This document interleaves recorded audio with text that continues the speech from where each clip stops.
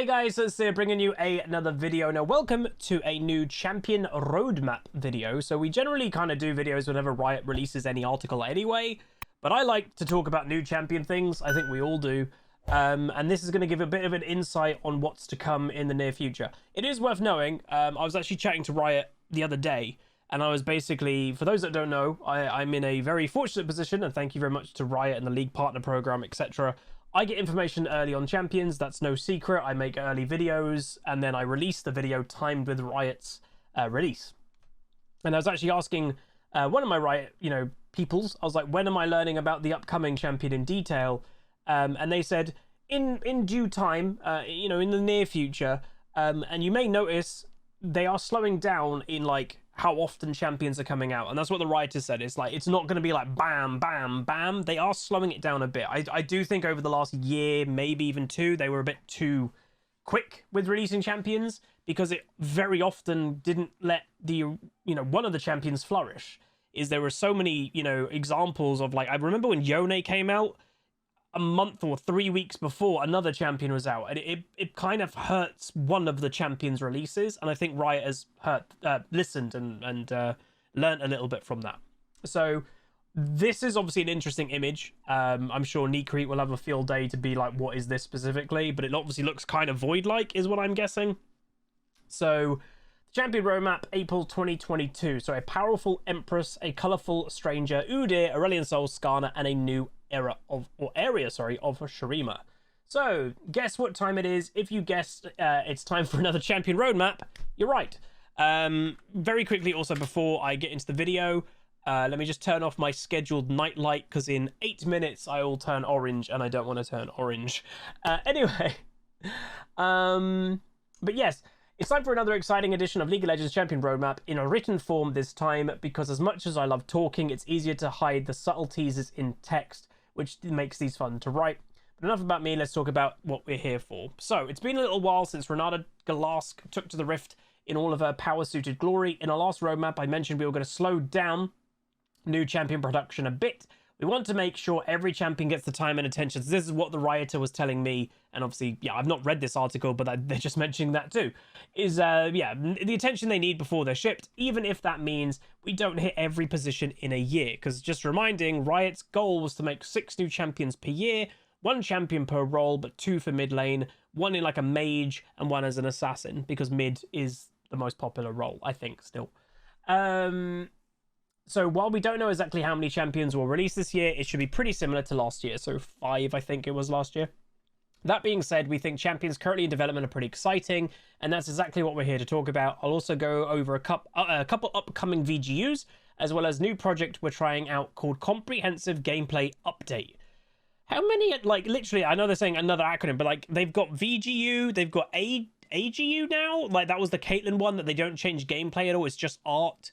Then VGU is everything, and then I guess Comprehensive Gameplay Update maybe is they don't change the art at all. It's just, I have no idea. But I promise we're not adding more just for the CMN you can track of, but more on that below. Okay, so a whole new world. Don't you dare close your eyes. The Champions team is something coming soon. Something beautiful, something inevitable, something foretold. A new skirmisher for all those jungle players out there. A new Empress to submit to, and you will submit. So again, this is the Void monster jungler that Riot has obviously said is coming, and is teased for a while.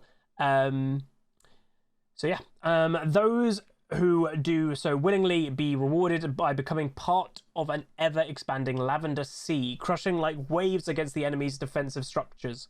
Give in to your Empress and let her feed on your essence. So you may... Oh, this is a siren. Or a mermaid. Wait, really? They're gonna... Ooh, okay. I'll explain why I think that is in a second.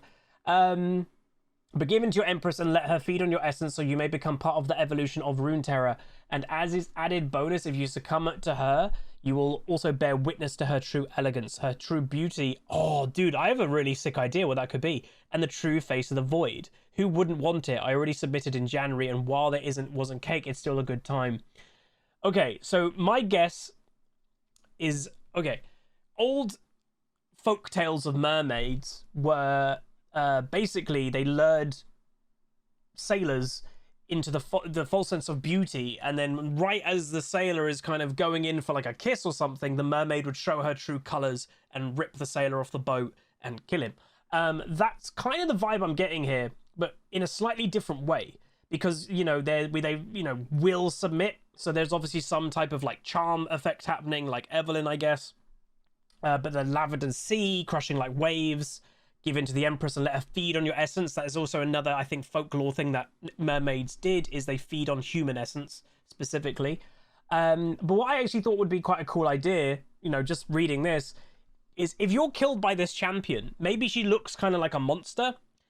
And while you're dead, when you're looking around the map, maybe the champion looks completely different. Maybe like on normal rune, like when you're alive, she looks kind of like a void monster. And when you've been killed by her, she looks more like the angelic creature that she's trying to pretend to be. That would be really cool. So maybe that's hinting in that, maybe it's not. But if they do that, that's a really good idea. And if they haven't done that, they should take that, because that is a good idea. But yeah, so it's a skirmish jungler, obviously a female to some degree. Like Rek'Sai obviously is a female void champion. Of that regard, it's probably going to be similar to that. All I will say is I'm very happy we're getting another monster champion. Like, I don't need monster champions, but it has been a bit samey for the last few years that it's just humanoid. So just to have something a little bit different, I'm all for a monster champion. The only thing I will say though, it is, you know, a lot of the void is monsters. I'm sure they could, you know, do other monster champions from other places. Like, again, they're going to mention down below, like they said with Shurima, I'm sure there's a big scarab beetle that they could do as a monster. You know, obviously, yeah, there's Rammus, but like, there is something. There's more than just void, but anyway, so I'm excited for that. We probably will be hearing about her, if I had to say, in the next couple weeks, maybe up to a month is what I would say. A joyous occasion. So this is, I believe, maybe a new champion teaser. Yes, I think it is. A joyous occasion. So next up on the champions team, would love for all of you to join us down at Oyster's Bill Oyster Shack. That's a tongue twister. Grab some of the best oysters, I love oysters, in all of Runeterra while you listen to one of Oyster's Bill Tall Tales. In fact, just last night, we stopped by and saw the place was a wreck. Table smashed, bottles broken, strange glowing puddles all over the place. According to Oyster Bill, it was caused by a colourful but deadly stranger who came to Runeterra from a land across the seas. He claimed some Noxians were getting rowdy, and one of them accidentally knocked over the stranger's oysters. The colourful one laughed, a most joyous laugh, and they stood up from their table. The Noxian looks confused at first, then thinking the stranger was making fun of her, but got in their face. The rest of her warband, this obviously is a female Noxian, the rest of her warband stood to join her, grabbing their weapons when mist, oh god, not again, not more mist, when mist suddenly filled the restaurant. Oyster Bill said all he heard was joyous laughter and the sound of splashing water. When the mist cleared, all 10 of the heavily armed and armoured Noxians were dead, and the stranger was nowhere to be seen. Ooh, this could be a siren too. Like, literally, it could be a siren mermaid. We laughed, as we always do, when Bill tells one of his famous stories. Sure, it was just the most random bar fight that caused the mess, but hey, that's not nearly as exciting. When one of the other customers doubted the story, Bill doubled down on his claims that it was true, and that the mysterious stranger was in fact living in a room above his restaurant. He said that if any of us wanted to go talk to them ourselves, we were welcome to. We passed that night, but who knows? Maybe if you join us next time, we can go and see if the stranger from the land of the thousand colours is real or not. Whoa, look at that. So that's kind of weirdly void-like too. Again, that's not the same character, I don't think, because they separate each by this. So I think this is a different character, even though it does kind of sound vaguely similar. Cool. Again, it's obviously a bit of a teaser. It's nothing really more than that. But yeah, it's going to be a Two-Face. Like, the vibe I'm getting is a bit like Two-Face, a little bit like the Joker. That's what I'm getting. You know, they're colourful, they're laughing all the time. And then there's like a flick of the switch, and then bam, death. So that's kind of the vibe that I'm getting, which is cool. considering what I would say, though, is that this is a jungler. That's what's been told, or if you don't know that, the skirmish jungler. This clearly, well, I'd guess this, if I had to guess just off the outright of, like, looking at these slashes, mid lane assassin is my guess. Like, think of Shaco, but as a mid laner mixed with other things. That's kind of the vibe that I'm getting. So that's really cool. Very interesting. But there was a go. So Guarding Spirits, this is the latest on Udyr. He does look like an absolute beast, you know, and like Riot said in the last update they did on him, little details that I quite like. It does seem like this has changed a little bit if this is the latest that they're doing on him, though. Because I remember last time, well, maybe that's true. These wraps that are around his wrist were actually Lee Sin's blind, because Lee Sin kind of took him in a little bit, I think, and trained him up. And he has basically, he's wearing different elements from the different parts of his training, because he's Freljordian, but he trained in Ionia. That's, I think, the new lore. But they have changed that, because he didn't have these big gauntlets from memory before. So, yeah. There isn't much to say about Udyr that wasn't covered in our last update. He's still a big boy, hanging out in the Freljordian wilds, communing with wild spirits. But base Udyr is finished at this point, and now we are focusing on his skin catalogue. So that means his gameplay, I guess, is done, maybe? With most of the team working on his Spirit Guard skin, the ultimate skin. We really want to pour a lot of love and attention in that skin, with it being an ultimate and all. One of the goals for Spirit Guard is to keep some of the essence of old Udyr. So to do that, it will represent the time he spent training in Ionia. Oh, that's that skin. Right, got ya. And we'll also use the same animals. Oh, that's cool. So Spirit Guard Udyr is still going to use Tiger, Bear, Turtle, Phoenix, even though Udyr's moving on from those. So that's actually a little nice nod. I like that. We wanted Spirit Guard to immortalize his old animal forms while also cranking them up to 11. I don't want to spoil everything yet, but I will leave you with a concept art of an early model of Spirit Guard's skin before he channels one of the animal spirits. So that's base Spirit Guard Udyr, the ultimate skin. That's kind of sick. I love that idea. That's absolutely fantastic. It's a nod to the past, but is moving forward in the future too. I like that a lot. That's cool. And that is obviously a very early concept. Thumbs up from me. Alright, Starforging a new dragon. Let's talk about Aurelion Sol. Back when we announced the Starforger, a lot of you were super hyped for his release. So hyped that he had one of our highest purchase rates on day one. Tons of you really loved and wanted to play the gigantic, arrogant Star Dragon. Unfortunately, we really didn't deliver on a gameplay kit that matched the excitement, as most of you dropped him after just a few games. His play rate plummeted to one of the lowest in the game, where it has been ever since. That said, he still comes up in the top 10 most liked visuals whenever we do gameplay surveys. He's a cool big dragon, what's not to like? Even though his gameplay always ends up near the very bottom of the list. Well, it's, again, as much as people might be like, oh, Huz, don't say it again, he is a completely roam-centric champion, and I think roaming is okay, but when roaming is your identity, I think a lot of people don't like that. And, you know, have the option to roam, but when it's literally the champion's identity, obviously with his mainly EQ combo is about roaming, yeah, I just don't think that's for everything. Well, I don't think that's for everybody. Hell, I don't think that's for most people. So that's kind of worth knowing. Anyway, we tried some small tweaks to Sol, but when we discussed what we should do to help him out, we came to the consensus that we should start with his gameplay over from scratch. Whoa! Oh my god, I know what this is. I think I know what this is. Dude, this is proper reworks. So, you know, I've said for ages that I kind of understand why Riot backed away from their original rework philosophy, but they were kind of scared away from it with the Aatrox experience. For those that don't know, Aatrox used to be a pretty one-dimensional auto-attack champion. I like the champion, but he used to be more of an auto-attack champion. He did have a really cool Q that he jumped and leapt on people and stuff. But that's what he was. He was a dime a dozen. There's Tryndamere, there's Jax, there's a bunch of those champions. So Riot turned him more into a combo-based champion, more like Riven. A lot of people liked it, but a lot of people hated it, especially if you were an Aatrox player and you, let's say, one trick to Diamond playing old Aatrox. Now, suddenly, your one trick is a completely new champion. Like, there was no real turnover from old Aatrox to new. It did screw those players completely. And I never thought Riot would ever do something like that again, but this is what this is. So, this is the brand new CGU.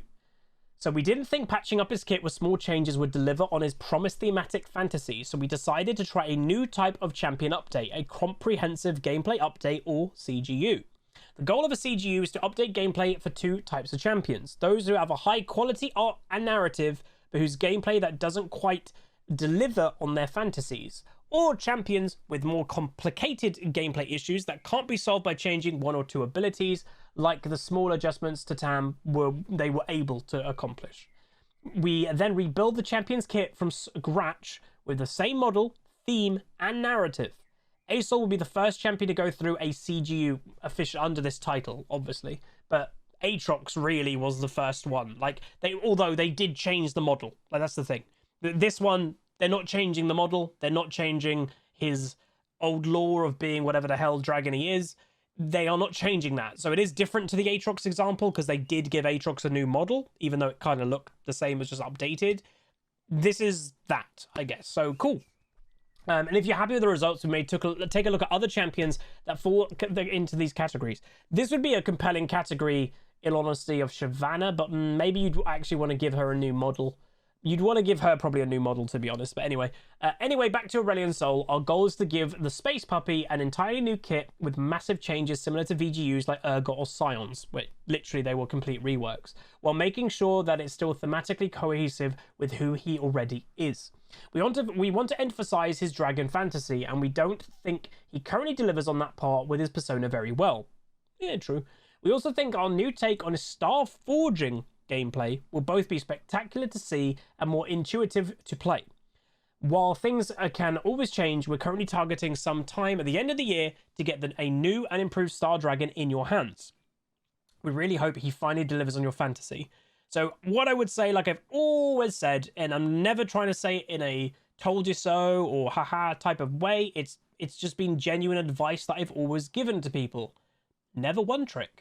Because if you right now are reading this, or you're reading this article, you're watching this video, and you are a Aurelion Sol one trick, they're about, by the end of the year, going to change this champion completely. His gameplay is changing. They are going to emphasize his dragon stuff and star forging, and his gameplay is going to change. Like, is he still going to be that kind of roaming person? Probably not. Like, to me, when I think of a dragon, yeah, there's flying involved, but I do think of that kind of big hyper beam that he has, but it just isn't that big, and it's not that good. Like, that's kind of what I think. So I do fundamentally think they're going to change him. So that is worth kind of knowing. And then, anyway, now let's get into the VGU poll winner earlier this year, which I will say did surprise me. Skarner. We haven't yet started on Skarner's VGU. It will start very soon. They probably want to wrap up Udyr, most likely. But that sure didn't stop Larry Bravo Ray from doing some high-level sketches for inspiration. Bravo Ray is a huge fan of Skarner and couldn't help himself, so, thought that he'd get into it. So it is worth knowing that Ray, I believe, has said that they're keeping his ultimate. I think that was part and parcel of kind of the vote. And already, these look kind of sick. I kind of like the flying version. Am I crazy? Like, that's kind of cool. I like that one quite a lot. That's kind of sick. Again, I know it sounds bad, but I don't like ones that look too similar to the original. I like stuff new, and like that looks like it. These all look kind of the same. I kind of like either that one, it's got the same kind of thematic, but it's different, or the flying one is kind of sick. But anyway, the first two rows are attempts to keep Skarner's theme pretty much the same as alive, whilst making it more unique on the league roster by adding other fantasy elements rather than just a traditional scorpion. So yeah, other fantasy elements like a bird or fly, I guess, swordfish, no idea, more crabby like, has a big claw, upright thing. Yeah, so they kind of look more like, these ones look more different. Like this even looks kind of like robotic, cybernetic. The third row contains explorations of a full reboot of the so these are full reboots apparently. Explores them as ancient predators of the old Shurima civilization before it was lost to the sand. The idea is that they are constructs built from crystals housing thousands of elite warrior souls. Ooh, that's kind of a cool idea though. I kind of like that. Why not? The last row is an exploration on the version of Skarner where his current lore is continued. We haven't committed to this yet, but in those versions he is captured by Piltover and experimented on in order to create a Hextech Guardian they actually can control. but he regains his memories, escapes Piltover, and is now hell-bent on destroying the city for what they did to him and his people. And now he has a sweet Hextech augments to help him do it. Piltover will soon have taste of their own medicine. That's kind of a cool. So he's been augmented with Hextech technology, and he wants revenge. I could see them maybe going with that one, because obviously with Arcane, it's a lot of Piltover vibes. This probably is going to come out in a year or two. Let's be honest, it's taken them over a year and a half, 2 years to do the Udyr one. So they could tie this Skarner one with the release of Arcane Season 2. Hey! Anyway, keep in mind that these are all super early ideas coming out of Ray's crazy head, so we have not locked into anything. And shortly after we officially start working on Skarner, we'll do a bigger devlog with more information. So that's cool. I like it. And then finally, well, that's about it for today. Hope you're as excited about the upcoming champions and champion updates as I am. Look for another roadmap later this year where I'll cover the Pride of Nazuma, a new high-skill top lane tank from a region of Shurima that hasn't been seen yet. Ooh, cool! So they've actually just announced a brand new top lane tank is coming. Problem, a slight problem, if I may. Top lane tanks aren't that very good at the moment. They're not meta. Like, you can get away with playing Malphite, you can get away with playing Ornn, but on the most part, that's about it. Mostly it's bruisers and duelists. So for a new champion, and this is where I like Huzzy conspiracy hats coming on, for a new champion to be designed as a high skill top lane tank, a new champion to succeed would arguably, by the time that champion comes out, would need a meta shift to be a tank meta. Maybe a tank meta's coming. So that's the only thing I would say. You know, Riot never want to implement a champion into a meta that would be terrible for them, because that's terrible for people buying the new champion. So I roughly would say a tank meta might be coming near the end of the year, which I am happy with, and maybe that links to also them nerfing the damage that Riot said they were going to do, potentially. So maybe it all links. But there we go. Thank you very much, everybody, for listening. Thank you very much, Reeve, for making the article. All really cool stuff. I'm very excited about the two next champions. They sound both cool. And obviously, the Void Jungler being next, and hopefully pretty soon. But there we go. Let me know what you guys thought about it in the comments down below. What champion of what we talked about today are you most excited for? And yeah, hopefully some really cool things to come. But anyway, that's going to be it. If you guys did enjoy, please do throw a like on it, throw a comment, throw a subscribe. And I'll see you guys next time. Goodbye. Call down!